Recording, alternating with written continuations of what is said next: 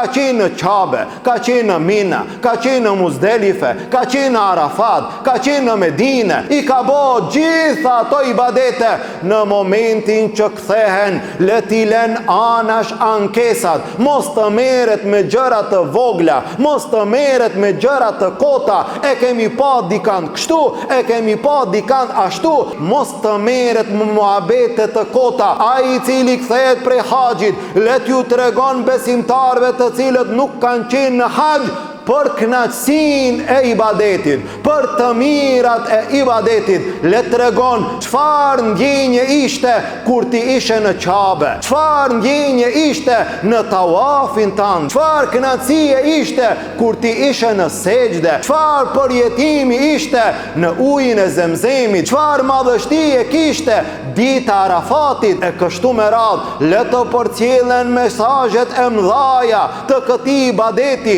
të kësaj shtylle themelore nga shtyllat e fesë Allahut Azza wa Jall, pa u marr besimtari me gjëra të ulta, me gjëra banale, me gjëra që nuk i takojnë atij.